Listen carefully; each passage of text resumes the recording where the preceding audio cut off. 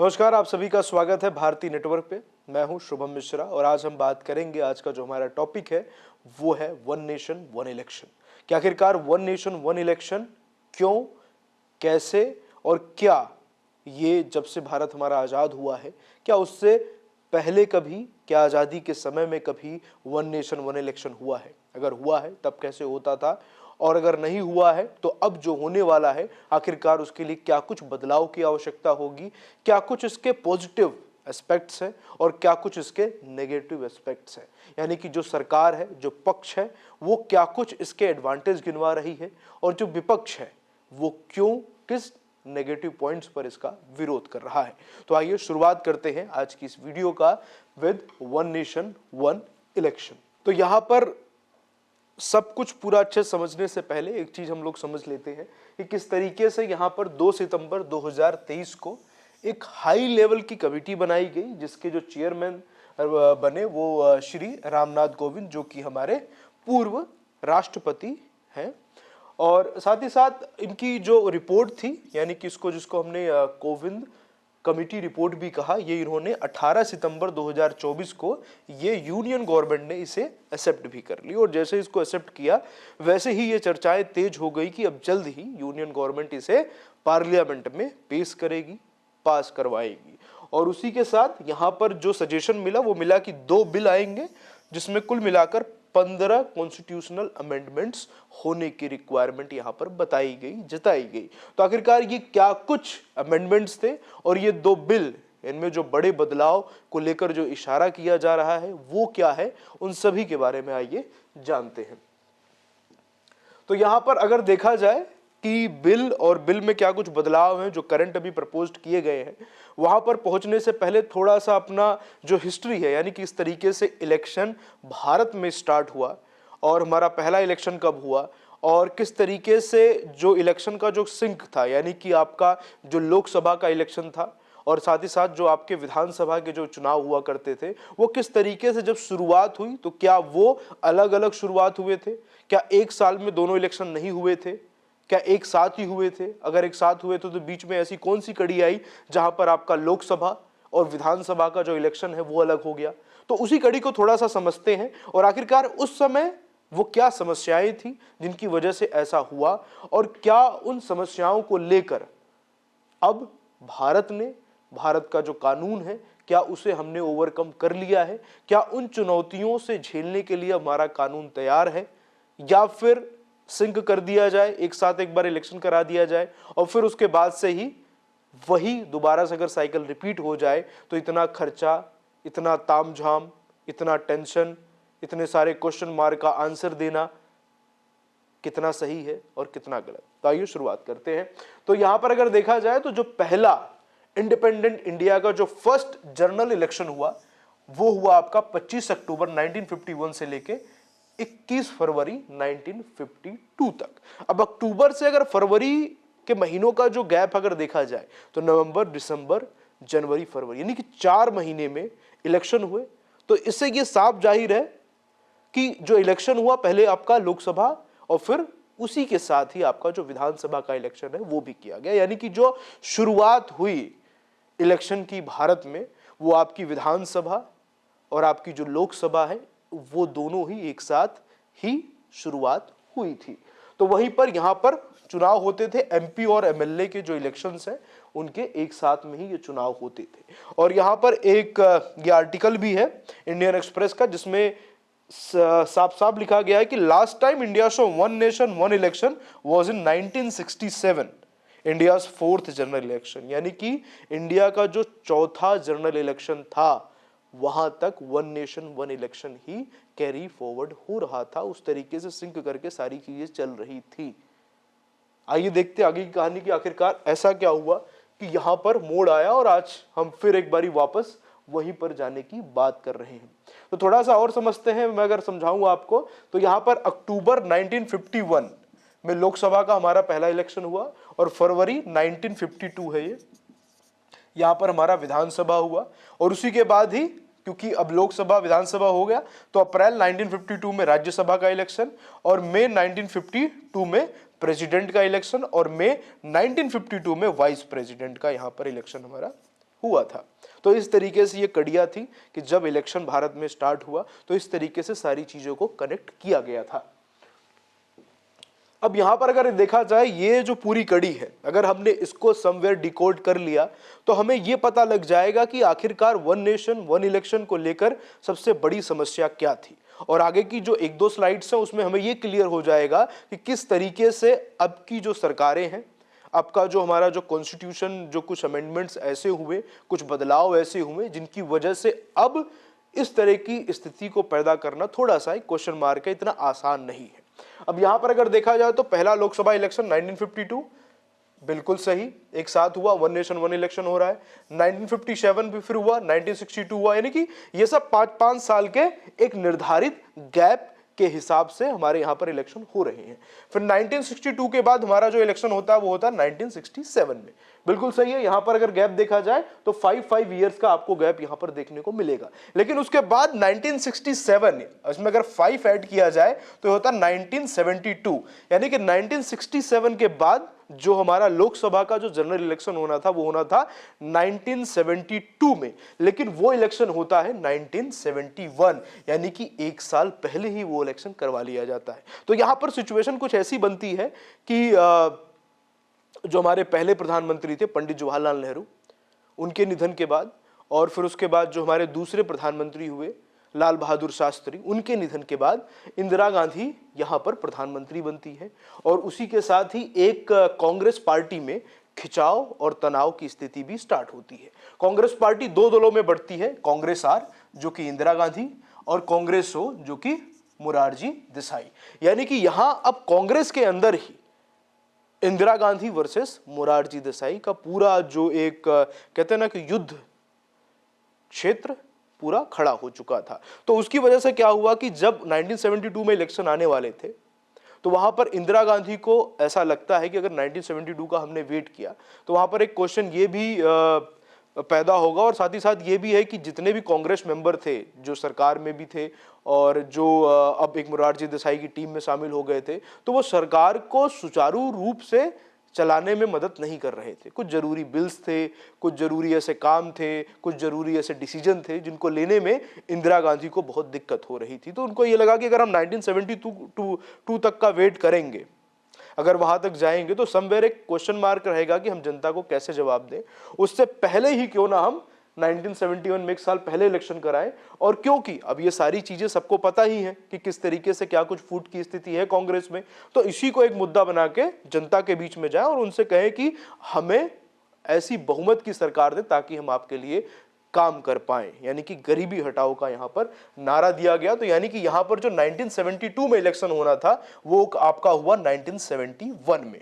अब जब 1971 में आपका इलेक्शन हुआ तो इसमें इंदिरा गांधी रिटर्न्स बैक, तो यहां पर अब 5 साल अगर ऐड करें तो 1976 में नेक्स्ट हमारा लोकसभा इलेक्शन होना चाहिए था। लेकिन आप सभी को बखूबी पता है कि किस तरीके से 1975 में यहां पर क्या होता है, 1975 और 1977 का जो दौर है वो कौन सा है आपका, इमरजेंसी का दौर है। किस देश में इमरजेंसी लगा दी जाती है, और हमारे कॉन्स्टिट्यूशन में ये बाकायदा प्रावधान है इमरजेंसी केसेस में कि हम वहां पर जो लोकसभा का जो कार्यकाल है उसे एक्सटेंड कर सकते हैं 1 साल के लिए।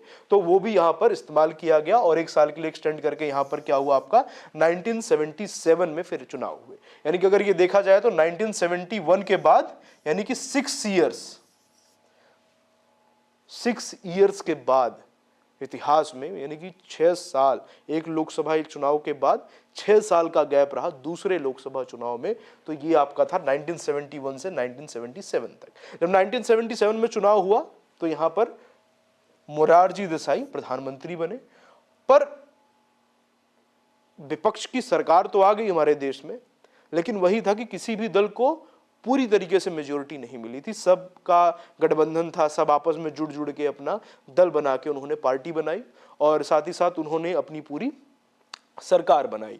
अब यहां पर क्या हुआ कि 1980 से पहले यानी 1979 में ही यहाँ पे जो मोरारजी देसाई हैं, क्योंकि मेजोरिटी फैक्टर की वजह से, यानी कि मेजोरिटी इनकी चली गई इनके हाथ से, तो यहाँ पर इनकी सरकार गिर जाती है और यहाँ पर 1980 में फिर एक बार लोकसभा चुनाव होता है।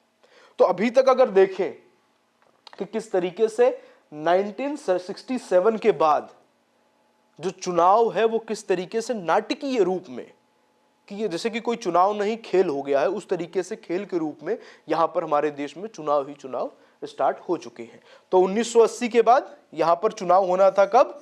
1985 में, लेकिन यहां पर चुनाव कब हुआ?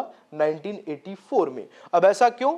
क्योंकि आप सभी को पता है कि 1984 में इंदिरा गांधी का असैसिनेशन होता है, और उसके बाद जब उनके बेटे राजीव गांधी आते हैं तो वहां पर ऑलरेडी जो कांग्रेस के जो प्रमुख नेता हैं, जो मतलब जो शीर्ष नेतृत्व है, उनमें ज़्यादा मतलब अपना जो विश्वास है उस तरीके से नहीं दिखाती है, और एक साल पहले ही जो हमारा देश है वो इलेक्शन के लिए जाता है, और यहाँ 1984 में प्रधानमंत्री आपके बनते हैं राजीव गांधी जी।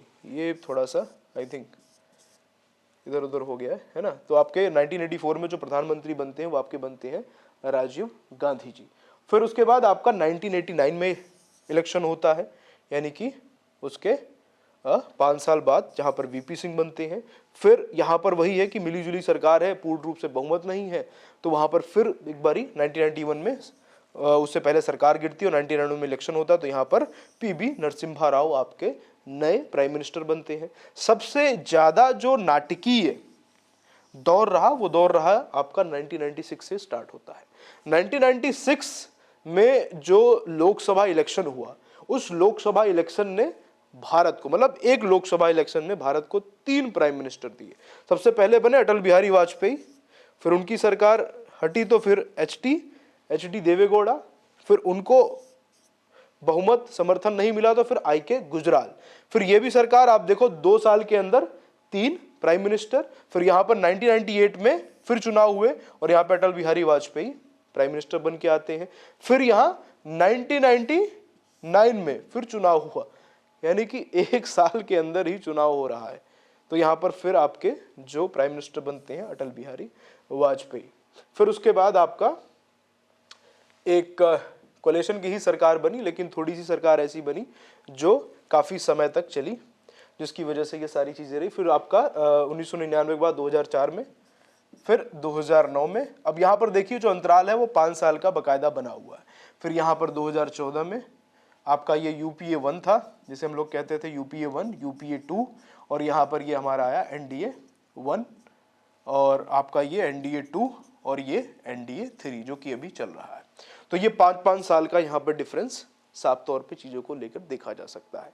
तो एक्चुअल में क्या हुआ था, 2003 में एक अमेंडमेंट तो खैर पहले ही हो गया था, उसमें एक चीज़ ऐड किया गया और जो टर्म्स रखी गई। देखो क्या होता था कि जिस तरीके सरकारें गिर रही थी, एक तरह से देखा जाए तो कभी भी कोई भी सरकार गिर जाती थी, और वहाँ पर क्या होता था कि जो एमपीज होते थे वो कभी भी कोई पार्टी ज्वाइन कर लेते थे, कोई भी कोई दल ज्वाइन कर लेते थे। तो उसको रोकने के लिए राजीव गांधी लाए थे एंटी डिफेक्शन लॉ। तो यहाँ पर क्या था कि अगर एक कोई भी, जैसे कि मान लो कि कोई ए नाम का व्यक्ति है जो कि कांग्रेस पार्टी से लड़ता है, और फिर बीजेपी उसे मान लो कि उसको लगता है किसी बिल को लेकर बीजेपी लालच देती है और वो बीजेपी में शामिल हो जाता है उस बिल में उसे वोटिंग के लिए, तो वो जो लड़ा तो उसकी जो सदस्यता है, जैसे ही वो पार्टी छोड़ेगा और पार्टी के खिलाफ जाएगा तो उसकी जो सदस्यता है एज एन एमपी वो रद्द हो जाएगी, जो कि ऐसा पहले नहीं था। पहला क्या था कि किसी भी पार्टी से लड़ते थे और किसी भी पार्टी को अपने फायदे के लिए समर्थन कर देते थे। लेकिन अब क्या हुआ कि यहाँ पर एक चीज और ऐड की गई कि यहाँ पर अगर ऐसा मेंबर्स का है कि यानी कि मान लो कि कई बार ऐसा हुआ कि अगर पार्टी ही खराब है ना, पार्टी के जो सिलेक्टेड जो एमपीज है, जो मैक्सिमम जिनका नंबर है वो तो अच्छे हैं, वो अच्छा काम करना चाहते हैं, लेकिन कुछ नंबर ऐसा है जो काम नहीं करने दे रहा है या फिर दबाव बना रहा है, तो ऐसे में जैसे हम लोग ने कई बार देखा तो यहाँ पर है कि 2/3 मेंबर्स ऑफ पार्टी अगर वो जा रहे हैं, अपना स्टेटस चेंज कर रहे हैं, किसी और तरफ जा रहे हैं, तो उनकी जो सदस्यता है वो बरकरार रहती है, यानी कि उनको दोबारा इलेक्शन में जाने की जरूरत नहीं होती है, उनका स्टेटस एज एन एमपी वो बरकरार रहता है। तो ये जो हॉर्स ट्रेडिंग थी, समवेयर इस पर एक क्वेश्चन मार्क तो लगा, समवेयर इसको थोड़ा रुकावट तो मिली, लेकिन अगर देखा जाए तो आज के टाइम में ही, पहले ये 1/3 हुआ करता था, और पहले सिंगल एमपी एमएलएस खरीदे जाते थे, फिर 1/3 हुआ, अभी 2/3 हो गया है। तो अभी भी ये चीजें होती हैं, लेकिन अब क्या है कि आपको एक पर्टिकुलर संख्या तक पहुंचने की जरूरत होगी। अगर ये संख्या अचीव नहीं होगी तो आप इसे नहीं कर पाओगे। यानी कि सिंपल सी बात है कि ये जो रुकावटें हैं इसमें बहुत ज़्यादा हैं। तो इस तरह के नंबर को अचीव करना, इस तरीके से चीज़ों को बदल देना, वो थोड़ा सा अब मुश्किल है। तो इसी में अगर थोड़ा सा आगे बढ़े तो विधानसभा की अगर बात करें तो साथ में ही विधानसभा के भी चुनाव हुए, हमने देखा। तो विधानसभा 1952 सब कुछ सब साथ में था। फिर 1957 बहुत अच्छा, सब कुछ साथ में चल रहा है, विधानसभा और हमारा लोकसभा सब कुछ साथ में चल रहा है। लेकिन 1959 में क्या हुआ कि हमारे उस समय के जो प्राइम मिनिस्टर थे पंडित जवाहरलाल नेहरू, केरल में राष्ट्रपति शासन लागू करते हैं, वहां की जो सरकार है उसे डिसॉल्व करते हैं गवर्नर के सजेशन पे। तो यहाँ पे लगता है प्रेसिडेंट रूल। फिर उसके बाद क्या हुआ, यहाँ पर 1952 में सब साथ में ही इलेक्शन हुआ। लेकिन 1967 तक आते आते ये जो 4 राज्य थे, इनके जो विधानसभा चुनाव थे, किन्हीं कारणों से इनको भी अलग होना पड़ा। और 1977 तक आते आते यहाँ पर बहुत सारे तकरीबन 8 और 9 राज्य ऐसे थे जिन्होंने अपने जो राज्य के जो चुनाव थे वो आपका जो जनरल इलेक्शन है उससे बिल्कुल अलग हो गया। और आपने ये भी देखा कि किस तरीके से 1967 के बाद ही, यानी कि अगर देखा जाए तो 1967 के बाद ही जो लोकसभा का जो इलेक्शन है उसको ही यहाँ पर क्या कर दिया गया, किस तरीके से वो अपने जो एक 5 ईयर्स के जो गैप में जो इलेक्शंस हो रहे थे वही यहाँ पर चेंज हो गए थे, अपने जो भी पॉलिटिकल टर्मोइल कह दिया जाए या फिर कुछ जो भी वहाँ पर सर्कमस्टांसेस थे उसकी वजह से। तो यहाँ पर क्या हुआ कि इस तरीके से इस ऑर्डर में जो विधानसभा और लोकसभा के चुनाव जो कभी एक साथ स्टार्ट हुए थे वो समय के अनुसार समय समय पर अब डिफरेंट टाइम जोन पे डिफरेंट टाइम पर होने लगे। अब क्या है कि मतलब अब जो सरकार ने जो प्रपोज किया हुआ है कि किस तरीके से अब सरकार इलेक्शन करना चाहती है। अब देखिए अगर देखा जाए तो पिछले जो टर्म्स गए हैं साथ खासकर कि 1999 से 2004, 2004 से 2009, 2009 से 2014 और उसके बाद आपका 19 और 24। तो अगर ये टर्म्स अगर देखा जाए तो जो एंटी डिफेक्शन जो लॉ था समवेयर वो और उस लॉ ने एक बहुत बड़ी भूमिका इसमें निभाई है। क्योंकि अब क्या है, किसी भी पार्टी को तोड़ना या फिर किसी के एमपी एमएलए को तोड़ना अब इतना आसान नहीं है। अगर आप ऐसा कुछ करना चाहते हो तो उसके लिए आपको एक बड़ी मेजॉरिटी चाहिए। तो यहाँ पर क्या है कि अब जो प्रपोज्ड है उसमें मांग हो रही है साइमल्टेनियस इलेक्शन। इसका मतलब क्या है, ये टर्म काफी यूज किया जा रहा है, तो आखिरकार इसका मतलब है क्या। देखो इसका मतलब सिंपल सा, कुछ लोग ये समझ रहे हैं कि एक दिन में ही एक चुनाव होगा पूरी कंट्री में। यानी कि मान लो कि उन्होंने एक तारीख तय कर दी 2029 में, मान लो कि भाई आपका जैसे कि मई में कोई तारीख ले लेते हैं कि 15-16 मई में चुनाव होगा, एक ही दिन होगा, एक ही जगह, मतलब एक ही जगह नहीं, डिफरेंट जगह पर जहां पर पोलिंग बूथ वगैरह बना के इलेक्शन कमीशन कराएगा और एक ही समय पर। तो ऐसा नहीं है। जिस तरीके से हमारे देश में डिफरेंट फेजेस में डिफरेंट डेट्स पे चुनाव होते हैं, बस फर्क अब इतना होगा कि स्टेट और आपका जो सेंटर है, यानी कि जब मैं एज अ वोटर किसी भी पोलिंग बूथ पर जाऊंगा तो वहां पर जिस तरीके से व्यवस्था होगी तो वहां पर मेरे पास 2 ऑप्शन होंगे। एक ऑप्शन यानी कि एक वेंडिंग मशीन में मैं सेंटर के लिए वोट करूंगा, तो वहीं दूसरे वेंडिंग मशीन में मैं स्टेट में मेरे जो सीएम है जिनको मुझे चुनना है उनके लिए वोट करूंगा। और यह भी हो सकता है कि एक ही दिन अगर दोनों का रिजल्ट आए तो एक ही दिन आपको आपके अगर देखा जाए तो एक जो सेंटर में किसकी सरकार बन रही है वो भी पता लग जाएगा और आपके राज्य में किसकी सरकार बन रही है वो भी यहां पर पता लग जाएगा। और इसी के साथ एक ये भी सजेस्टेड है कि जैसे ही स्टेट और सेंटर के चुनाव होते हैं उसके 100 दिन के अंदर ही आपको पंचायत और म्युनिसिपैलिटी का भी चुनाव कंडक्ट करवाना है।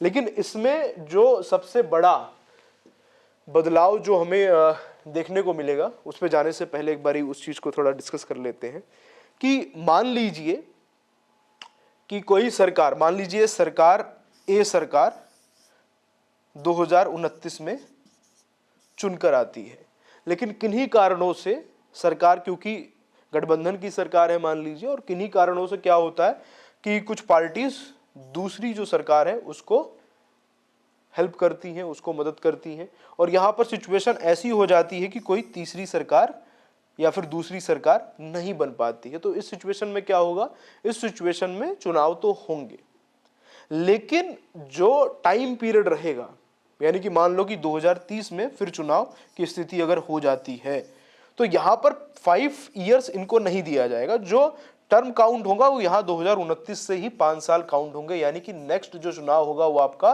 2034 में ही होगा। यानी कि यहां 2030 में जो सरकार आएगी उसे भी 2034 में फिर से चुनाव के लिए उतरना ही पड़ेगा। तो यहां पर ये टर्म है, यानी कि अगर बीच में सरकार टूटती है, नहीं बनती है, प्रेसिडेंट रूल लागू होता है या फिर कोई और भी कारण रहता है, जब देश में दोबारा जब चुनाव होंगे तो सभी के साथ सभी का चुनाव होगा। और बीच में कितनी बारें भी सरकारें टूटे बने उससे कोई फर्क नहीं पड़ेगा। यानी कि अगर 6 महीने पहले भी कोई सरकार बनी है तो फिर भी उसे आपको जब पूरे देश में चुनाव होंगे तो एक साथ आपको चुनाव में उतरना ही पड़ेगा। तो ये सारी चीजें हैं, सारी चीजों को लेकर यहाँ पर अब हम देख लेते हैं कि यानी कि वो कौन से 2 बिल हैं प्रमुख जिनको लोकसभा में रखा गया, वहां पर पास हुआ है वो, और अब जेपीसी यानी कि ज्वाइंट पार्लियामेंट कमेटी के लिए उसे भेज दिया गया है। और उन्हीं के सारी चीज़ों पर अब बहुत सारी चीज़ें डिपेंडेंट है। हमारे अभी के लॉ मिनिस्टर हैं अर्जुन राम मेघवाल जी, इन्होंने इन कानूनों को प्रेजेंट किया है। ये 129th अमेंडमेंट है हमारे कॉन्स्टिट्यूशन में। तो हमारा जो पहला बिल है वो क्या कहता है, वो यानी कि किस चीज़ की मांग कर रहा है, वो मांग कर रहा है कॉन्स्टिट्यूशनल अमेंडमेंट की, जो हमारा फेडरल और स्टेट यानी कि हमारा जो सेंटर और स्टेट का जो इलेक्शन को लेकर, यानी लोकसभा और विधानसभा की जो इलेक्शन को लेकर जो आर्टिकल्स हैं उसमें बदलाव। और दूसरा है कि हमारे जो यूटीज हैं उसमें बदलाव की मांग, कि किस तरह ताकि वो सभी की जो डेट है, जो टेन्योर है, उसको सिंक्रोनाइज यहाँ पर किया जा सके। यहाँ पर अगर देखें तो ये हमारा 129th अमेंडमेंट बिल है, 2024 का कॉन्स्टिट्यूशनल अमेंडमेंट बिल है। और यहाँ पर एक ये भी बात हो रही है कि किस तरीके से यहाँ पर जो प्रेसिडेंट रूल है उसको लेकर भी यहाँ पर कुछ बदलाव की मांग है। और साथ ही साथ यहाँ पर इंट्रोडक्शन है आर्टिकल 82A का।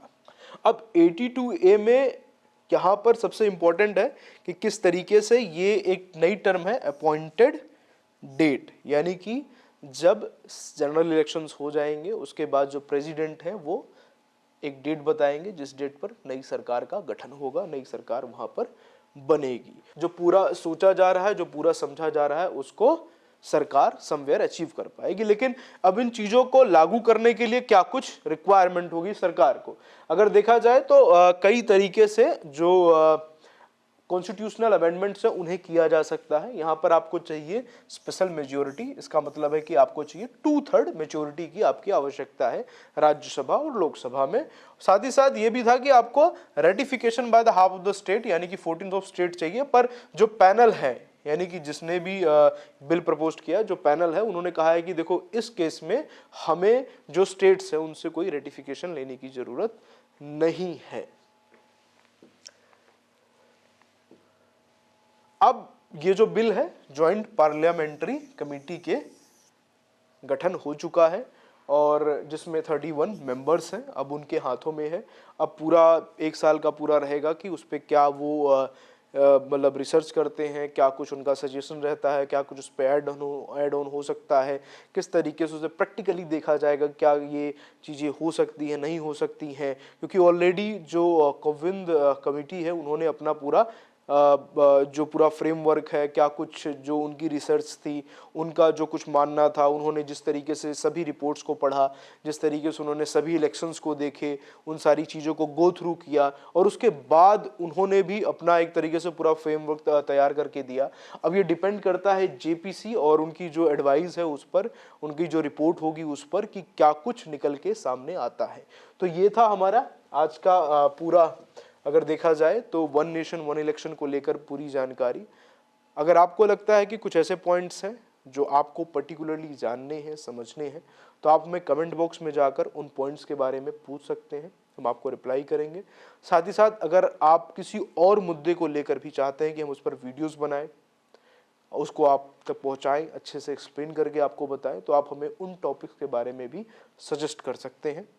तो कैसी लगी आपको ये पूरी इन्फॉर्मेशन वन नेशन और वन इलेक्शन को लेकर, पर्टिकुलरली आपकी क्या राय है? क्योंकि at the end voters matter. और साथ ही साथ यहाँ पर अगर ये एक चीज अगर मैं और भी ऐड करूं, तो अब जो ओपोजिशन है उनका यही कहना है कि कम से कम अभी जो इलेक्शन अलग अलग होते थे, सेंटर के, स्टेट के, आपके पंचायत के, तो इसी बहाने जो लोग इस पावर में बैठे हुए हैं, जो पॉलिटिशियंस हैं, कम से कम जनता के बीच जाते थे, जनता के जो वायदे हैं उनको एक अलग तरीके से हर एक मौके पर पूरा किया जाता था। लेकिन समवेयर एक वो भी, उसको लेकर भी क्वेश्चन मार्क है। साथ ही साथ ये भी क्वेश्चन मार्क है कि अगर सेंटर और स्टेट के इलेक्शन एक साथ होंगे तो क्या जो सेंटर के जो मुद्दे हैं वो स्टेट पर हावी नहीं हो जाएंगे? तो ऐसे में जो सेंटर में जो सरकार है, अगर देखा जाए तो मैक्सिमम बेनिफिट फिर उसी को मिलेगा। क्योंकि ऐसा जरूरी नहीं है कि देखो अभी जैसे कर्नाटका है, कर्नाटका में भी चुनाव हुए, तो अगर वहां पर चेहरा होता कि पर्टिकुलरली सेंटर का वोट है, मोदी ऐसे बड़ा फेस है, तो हो सकता है कि वहां के जो मैक्सिमम जो लोग हैं उनको ये कंफ्यूज कर दिया जाए। क्योंकि ये जो चीजें हैं अभी भी वन नेशन वन इलेक्शन को लेकर संपूर्ण भारत में सभी को सारी चीजें नहीं पता है, कुछ लोगों ने इसके बारे में अभी तक सुना भी नहीं है। तो ऐसे में क्या ये एक बड़ी प्लानिंग है सेंटर की? क्या ये सच में एक बहुत बड़ा ऐसा कदम है जिसको लेकर आने वाले समय में भारत में बहुत बड़ा बदलाव देखने को मिलेगा? क्योंकि इससे ये भी उम्मीदें हैं कि खर्चा बचेगा, बार बार इलेक्शन मोड में चले जाते हैं, बार बार चुनाव, बार बार प्रचार, बार बार कहते हैं डिस्ट्रक्शन है कि यहाँ पर चुनाव प्रचार किया, फिर यहाँ, फिर वहाँ, फिर यहाँ। एक फोकस्ड होकर, और सभी जो स्टेट है, जो सेंटर है, जो पंचायत है, जो म्यूनसिपैलिटी है, वो एक साथ एक समय पर फोकस करके आगे बढ़ेंगे और फिर एक टाइम पे सब लोग एक साथ चुनाव की तैयारी करेंगे। तो क्या ये सही है और क्या ये गलत है? आपकी राय इस पर क्या है, हमें कमेंट में लिखकर जरूर बताइएगा। और भारती एक्सप्लेन्ड का हर एक एपिसोड आप तक यूं ही पहुंचता रहे, इसके लिए अब आप भी सब्सक्राइब करें और इस वीडियो को शेयर करें और लाइक करें, और जो भी आपका मत है वन नेशन वन इलेक्शन को लेकर उसको कमेंट जरूर करें। मैं हूं शुभम मिश्रा और आप देख रहे थे भारती नेटवर्क पर भारती एक्सप्लेन्ड। धन्यवाद।